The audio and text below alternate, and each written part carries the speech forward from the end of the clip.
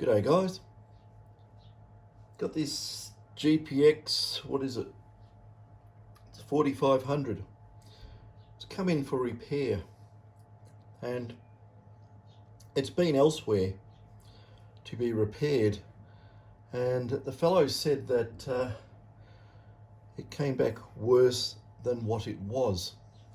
So if I turn this thing on, I'll turn up the little amplifier we got plugged in here. I'll turn it on and listen to the noise it makes.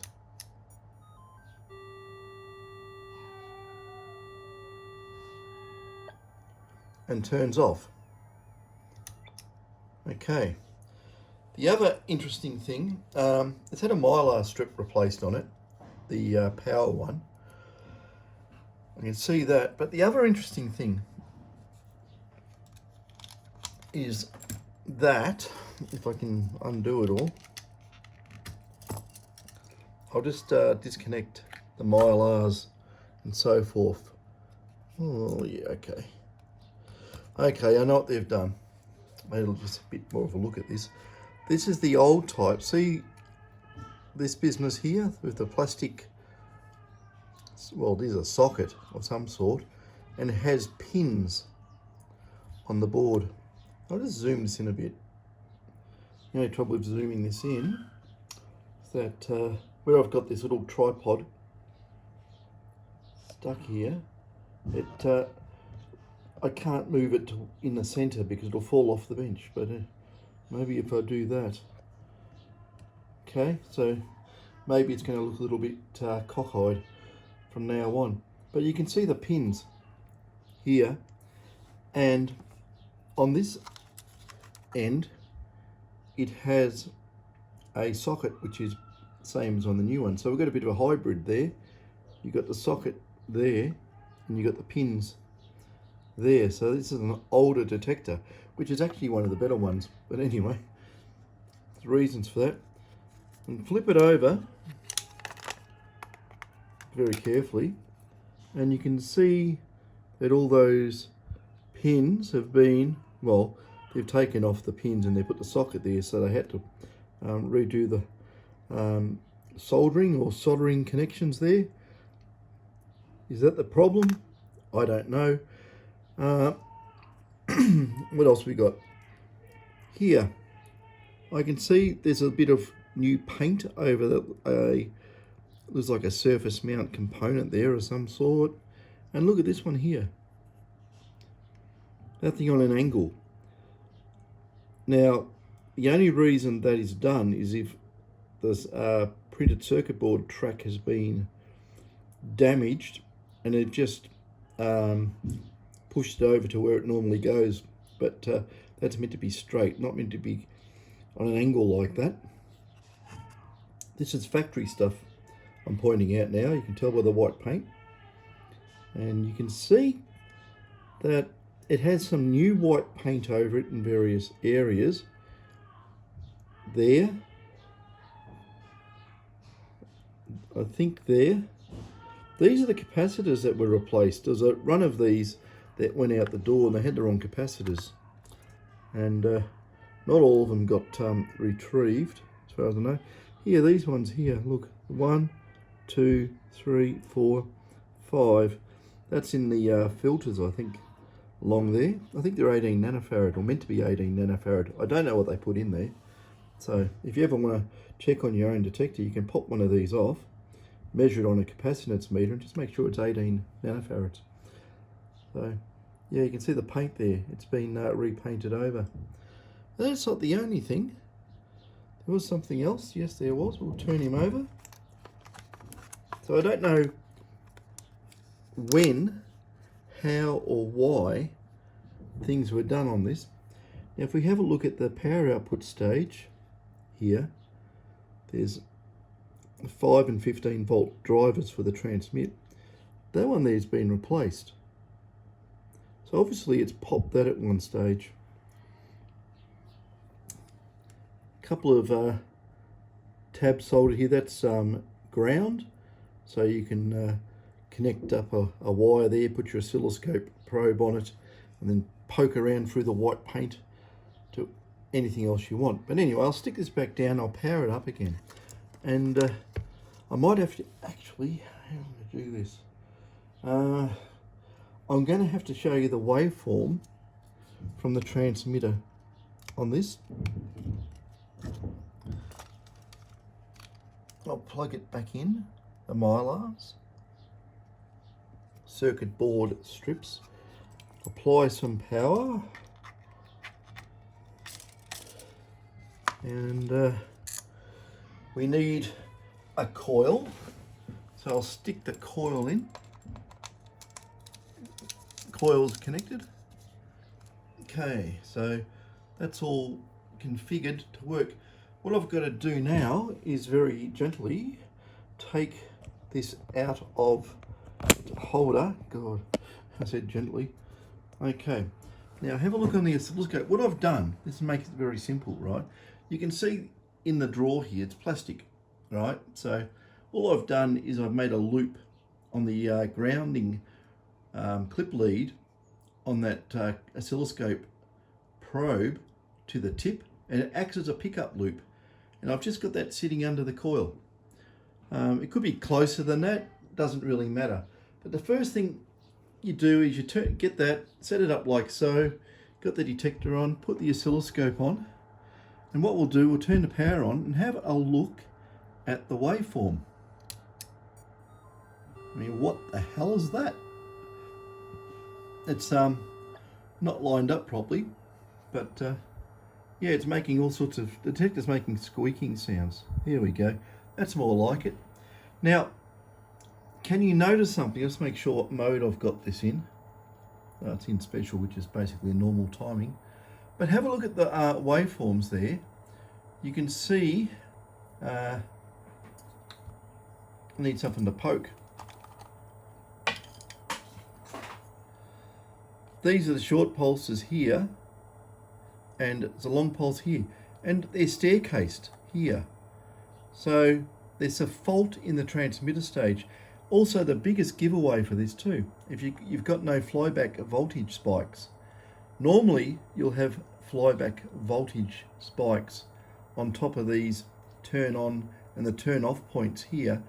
As it turns on, it energizes the coil. As it turns off, bang, you'll get your 180 volt clamped flyback spike. It's not there. So you know something's wrong in the clamp circuit, or that device that's been replaced in the transmitter is short circuited. That's that one down there, a bit of the paint taken off it with the extra white paint around it. That could have been replaced or put in backwards. I don't know. But this has been to a Minelab repair place. I'm not saying which one, because I don't know. I'm only hearing it second hand from the customer who's given me this detector to try and fix, as the first fix was non-successful. So I've got this detector on, and the audio volume's full, and I can just hear it making some funny noises. I don't think this microphone will pick it up, but that's the story there. So the telltale sign is I'll just put the microphone near the speaker and I'll just turn it on again, right? So you can have a listen and you'll get an idea. When you hear that sound, there's a couple of reasons for it. I'll have to go into it.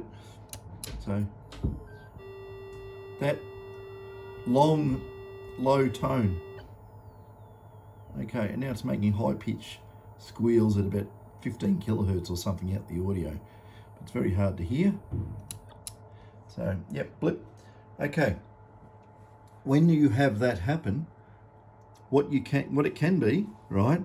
It's one of the data lines here in this mylar, or a connection not making, and it will make exactly that tone noise. If there's anything wrong in the data lines, basically to that data board there on the back, it'll make that low tone. It basically just telling you there's a fault. I don't know if it's on purpose or not, but it always tells me there's a fault in the detector. So we've got that. So we have to check the connections underneath. But the more bigger telltale is that waveform there, if I can get my finger on it, the way it pops up and there's no flyback pulses.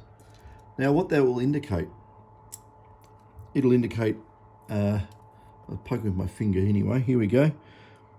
Those diodes can go short circuit and cause that problem. There's two here, I think there's one or two under the board, depending on what model. They used to put 4 diodes, 2 on the top and 2 on the bottom, one for each, one for the 5 volt, one for the 15 volt drivers as an isolation stage, basically feeding back the the flyback. I've been eating peanuts from some Indian shop and they're very spicy. It's getting me in the throat. So yeah, these diodes can go short circuit, which are those two there. What that could go short or leaky. That could go short or leaky too. Either of those. What else could be? You could have the flyback, or would it affect that? Let me think. There's the field effect transistor onto that flyback circuit with this resistor here. That's meant to be a non-inductive resistor that is part of the damping circuit. I think it's 390 ohms. I don't think it would have an effect on flyback. Dear me, I should have brought some water. I'll show you these things I've got. That's what I bought, this masala peanut. It looked interesting. I just found this Indian shop in the city. And yeah, went and bought a few Indian things. So I bought these masala peanuts. Couldn't believe, tiny little door opened it up. It was like a basketball stadium size inside this place. It was huge.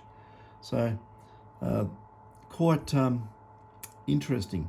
The other culprit that can happen is in the flyback clamp is this.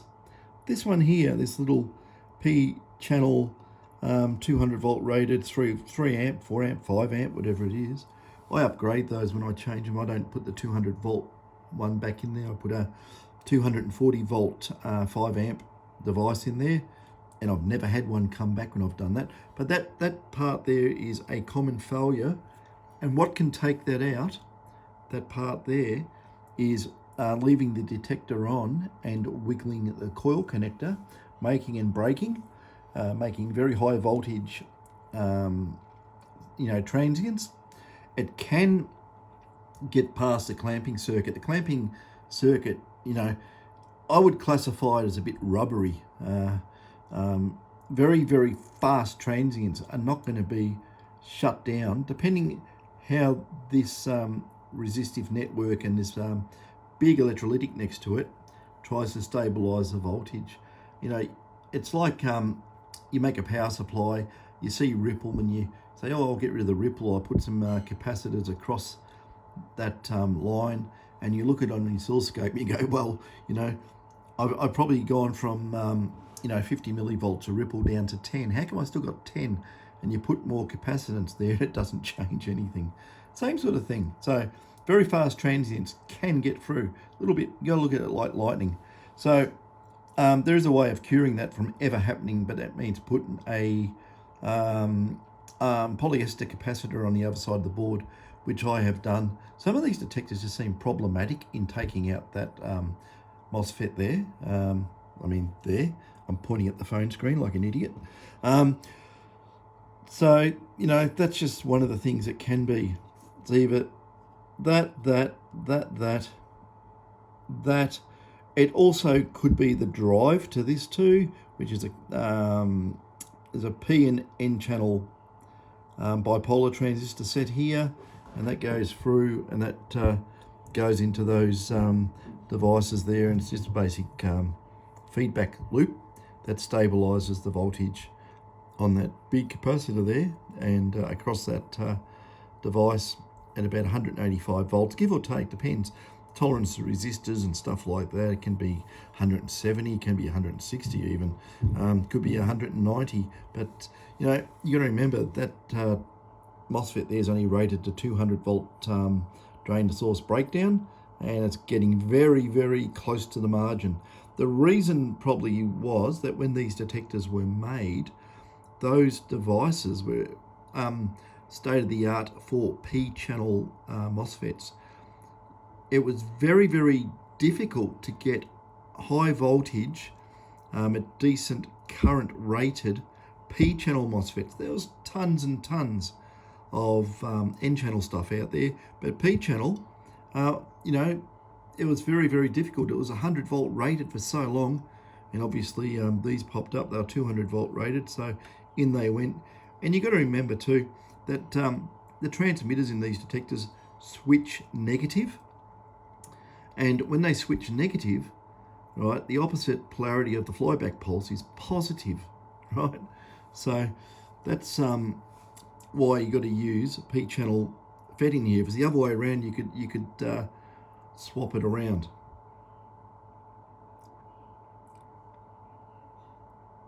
So what else is there we can look at? I would say I'm going to go and poke these devices. I'm going to put this back in the stand, and I'll try and talk you through testing these. There's no one around much fixing these older detectors. It's a real problem. I tend to get, I've got, you know, look on the floor there, there's bloody detectors everywhere, you know. There's just detectors in for modifications, in for repairs. And I know David's got a heap at his place he's got to bring around, so I'm getting a bit snowed under with detectors again. It is a bit difficult. So hang on, I'll get this back in here, and what do I have to tighten up so it doesn't go flying across the floor? That. I don't know if it's actually a good idea. I think I've got to probably zoom it out, because otherwise you can zoom in on your own stuff if you want to look, but I think I've got to do it like this. Okay, that goes there. I'll lift it up. I can't work on it and see what this camera on the phone's looking at. Just the ergonomics of the situation here. What I should do somehow, have like a monitor or something in the where I can actually see it, because I've got to get down below the camera. So, you know, if it goes off and out of focus, well, so be it. First thing to do, and what I would always do on this sort of stuff, you've got to use your oscilloscope. You've seen the waveforms there. It's sort of a bit of a telltale of what the problem is. Okay, get your dirt cheap meter. A dirt cheap $10 meter. Don't worry about anything fancy. Don't need it. Right. Stick it on diode range. So when you put the, or beat range we'll call it beat range, because when you put the leads together, okay, it beeps. That's all you need. You're looking for short circuits, because I think we got a short circuit here. Okay. Now I need my 4 eyes. I'm going to stick my head right into this thing. I don't know where I put them. Always happens. No, it's way over here.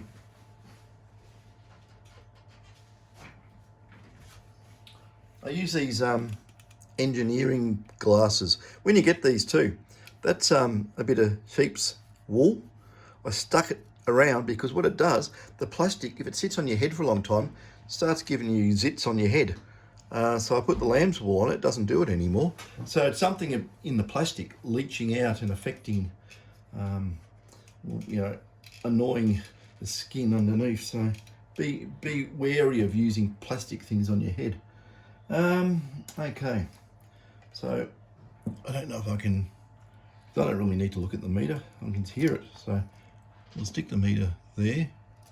Okay, first thing I'll do, I'll disconnect the coil too. Your coil's a short circuit, so, or near enough anyways, you know, it's 1 ohm or half an ohm or something, whatever. First of all, we'll check the diodes. Got to get through the white paint, which is a real pain. But these won't beep if they're normal. They usually, these are very like low voltage drop type diodes. So you got 421 there, that's about right.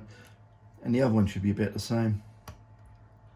And because the other one's in parallel with this one, you don't need to check the one under the board. It's got to get through that white paint. That white paint, my God, it's a pain in the proverbial. I've noticed on the later detectors they didn't do it. Okay, why is that showing open circuit? That's interesting, isn't it? Oh no, it's a white paint problem. There you go. 0.42 of a volt, thereabouts. They're exactly the same. They read the same. They're in series. They go to this MOSFET here. Now, these things here are put in back to front. Well, this one is. I know they're upside down to look at it. So pin 1's over here. But we don't want pin 1. It's a gate connection. I'll just see if I can get across it and see what's happening. And this is not genuine Minelab paint, so it's easier to work on. Okay. Oops. The white paint again.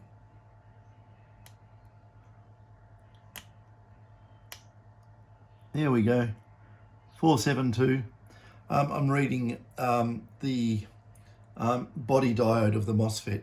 That's fine. That's not short-circuited, that MOSFET there. We'll get onto this MOSFET. This is the one that does the 5 volt pulse, this one. The other one does a 15. And as usual, I'll get my little blade if I can find it. I'm going to give it a scrape because that paint there is a real pain. So get in there, give it a bit of scrape across the leads, little pins, legs, whatever you want to call them. Okay, hopefully I can get onto it this time.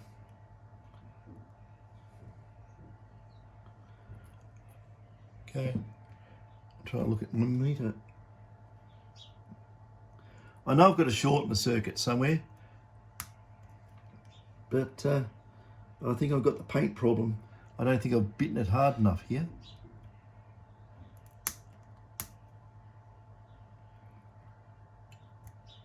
Actually, that one's upside down, that one's the right way around. I've got to remember these things. Now we might have a reading, do we? Or have I got the paint problem cursing me?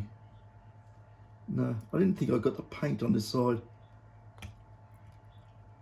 Oh, dear me. This, I mean, imagine the poor service guys working on this.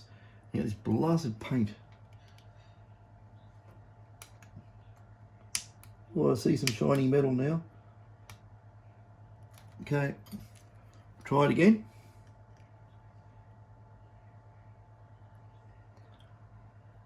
That's right, let's probably have to turn these around again. Okay.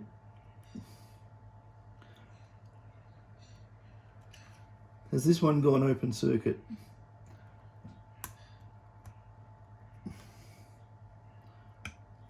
That's very strange. Because if that was open circuit, we would still get flyback pulses off the other one, and we're not. The plot thickens, people. The plot is thickening. So I'm pretty sure I got the paint off it. Yes, I can see the legs. Get right on the paint. I mean, where the leg is. Nothing there. Okay, we've got a short and an open circuit driver. This is getting very interesting, isn't it? Yeah, we're still connected. So that one there is okay. This one here is carved it. I'm getting nothing anywhere. Dear. Now let's get in the middle of these diodes here. Nothing.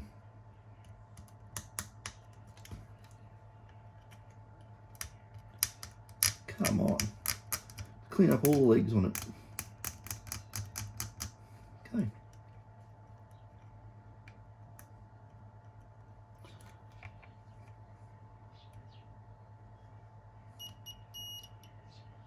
Okay. That's shorted there, but it's meant to be. I really want to look at drain source connections. This has lots and lots of drain and source pins, all like three will be one and three will be the other or something or other. So yeah, something really strange going on there with this device. It's open circuit, but where's the short circuit? It's got to have a short circuit there because we've got no flyback. And I think, I'll just have a look on this, make sure I'm in the right, still got it in frame. I have a feeling that this device here has gone short circuit, and that is our short circuit. And we've lost, they've replaced one driver and the other one's packed it in, and they haven't either fixed that or whatever. But we're going to work on that. Now let's get on to this. And there we go. Source to drain, short circuit, right? That's that MOSFET there is dead. Okay, so we've got an open circuit and we've got a short circuit. That's why we're getting funny waveforms. So what I can do, it's very strange, I'm not reading the body diode in this MOSFET. It's very rare for a MOSFET body diode to go open circuit. And if it does go open circuit, usually been burnt. And this thing doesn't show any signs of burning. So I don't know what's going on there. Is it this has gone down? That was replaced. There's just nothing there. Nothing. Go both ways, just so I don't have to go looking up what connections what on this device. Nothing. She's open circuit. So no body diode is a problem. Where this one here, the one that's been replaced, I'm around the right way, of course. There's your body diode. There it is, alive and well. So I don't know why it's blown up the 5 volts and then taken out the other device, but it has. These are the things that happen. Okay, I'll tell you a trick with these devices here. Don't try and unsolder it all in one hit. It'll wreck the circuit board, right? What you got to do, let's do this. Get in here, snippers, right? Really, really good sharp snippers, low profile. So you want to get close to those pins as possible, right? And just go snip, snip, off she comes. And that's your dead P-channel MOSFET. And we'll just prove that out. Yeah, short circuited, dead as a dodo. Into the bin with you. It's gone. Okay, so what we do now is we get this. Be gentle, don't rip wires around. Remember these wires here will snap if you bend it back and forth all the time. Just be aware. Okay, so I look on that side of the board, flip it over, and you notice everything's got bloody white paint on it again. Right? Get your snippers, right? Don't cut these. Grab into the white paint and pull up. Just get the paint off as much as you can. Be careful, there's 2 100 ohm resistors next to that.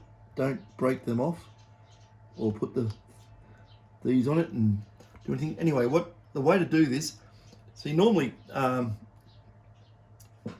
just get a little bit of circuit board type soldering, resin, stick it on there, a little bit of a paste on there, not much, don't need much. What we'll do now, the cure for this, get your iron and get on these. Now put more solder, or solder, we're going to call it, put more on there, like I'm doing. Flood it. Now, what you do is heat one up at a time. I think it's the end one's really hard to get, it's into the ground plane. So you gotta be careful. They're through plated through, and if you wreck the through plates, I think there possibly may be internal tracks and you'll wreck it and it'll be a pain. Don't wreck it. But good lot of heat here.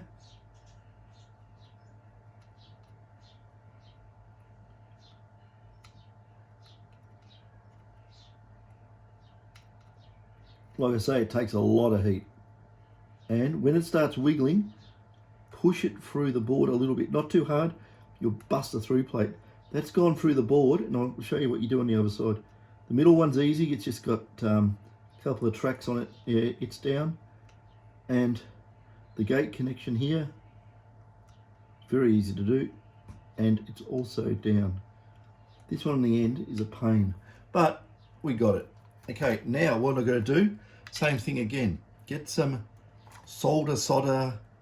How about we just call it tin and lead? I don't know. All right, put a bit more on. Just wet it up. Now you can do this with something like a knife. What you want to do is you want to put this, because this won't suck a lot of heat away. It's too thin, and steel doesn't really conduct thermal energy very well. So what we'll do, we'll just put the iron on it and just lift it up, like extracting a tooth, right? But make sure you don't, well, you're not going to get much purchase out of that, like pressure, so it's not going to hurt. We'll do the hardest one first.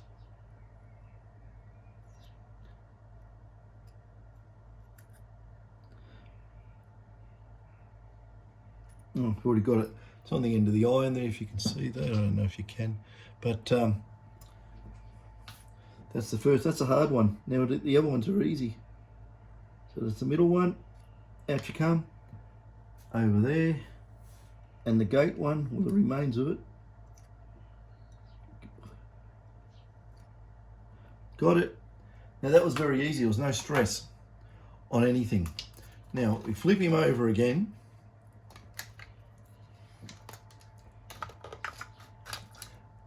And this is also, you can use desoldering wick type stuff like that.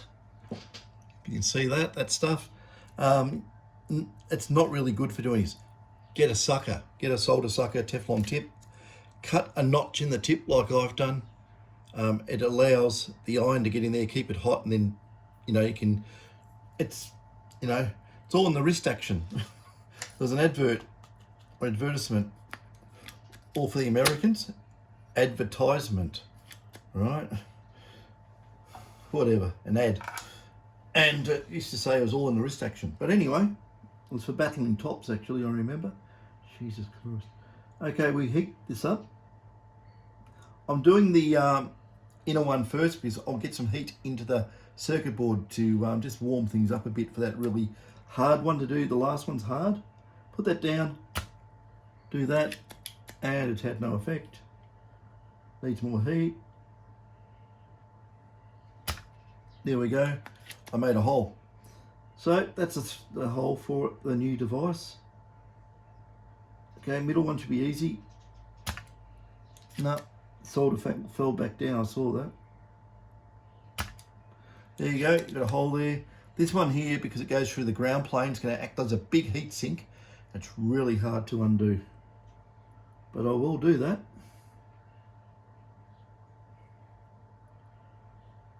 Let's get it hot.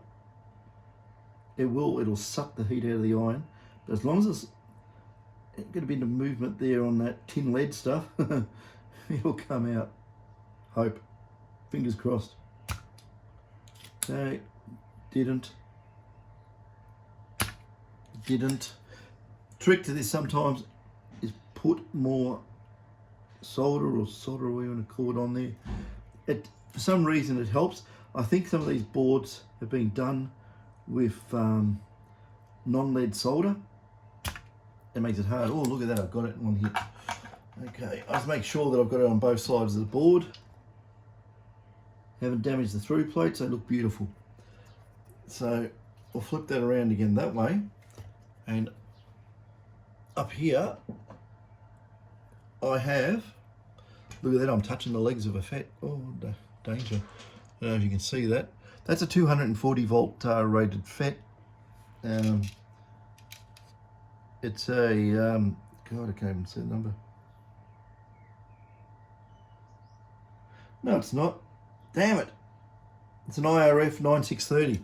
It's the same FET that goes in there. I don't want to use these. They're too close to the margin of breakdown. I'll go and see if I've got one of these 240 volt rated things, because it's a far better bet.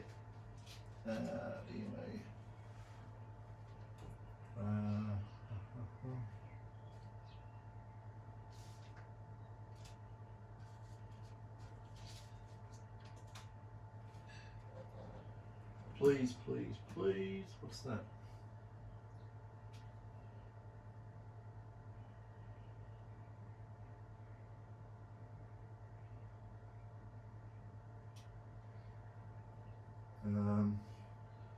Damn.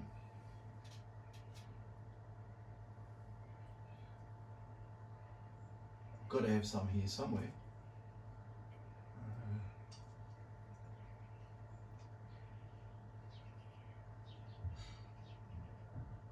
Damn.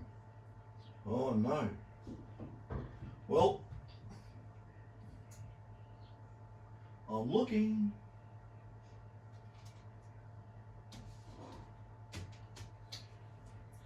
God, I think I've gone through them all. I had a bag of 50 of them. Yeah.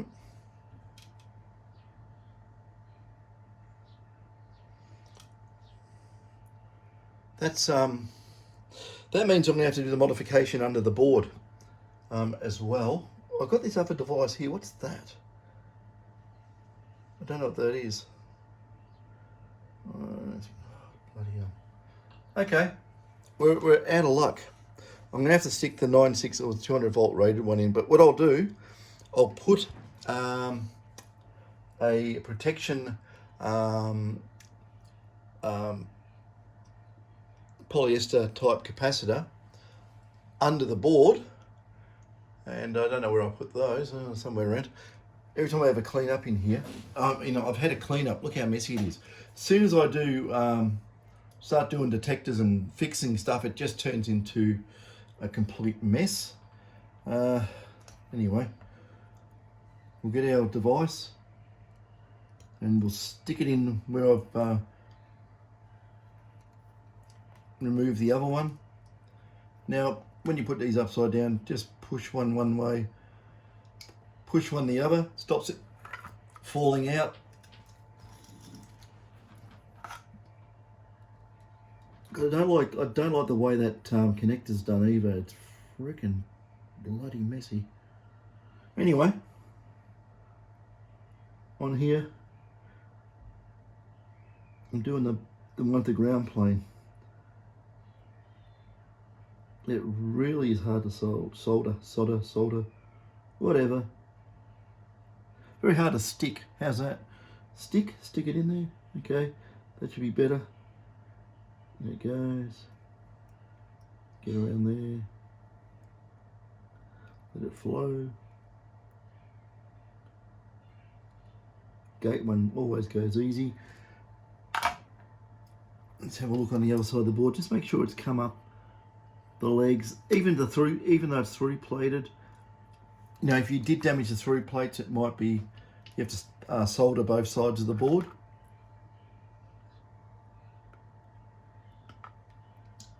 Okay.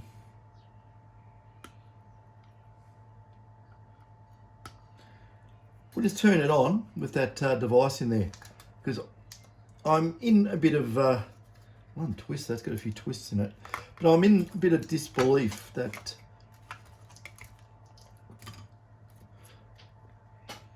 somehow that device there has gone open circuit. It's not going to hurt anything. We'll just have a look and see if we've got the right transmit waveform on the oscilloscope. We'll know for sure. But usually, you know, not detecting a body diode in a MOSFET. It's not a MOSFET anymore, but I might have to replace it. I think it's an FND 2672, I think. Something like that, whatever it is. Okay, that's in there, that's there. Power on, we'll see what happens. Okay, we've got flyback pulses. I'll just show you. I'll spin this around because we're on the wrong polarity. Stay there, please. Okay, I'll take the this out. Oops. It's going to go bonkers when I do that. There we go. Around we go. Here we go. We'll turn the power on. And all I've done is just replace that thing there. So we'll see what we've got. Look at all those flyback pulses. Isn't that amazing? But it's still making that dumb noise and turns off. You know, muck around the hold off. Okay, I'm looking. I'll drop this down a bit. No, look at that. That other transistor's working. The other MOSFET, sorry. If you can see, I'll point it a bit. See those peanuts in my throat. Oh.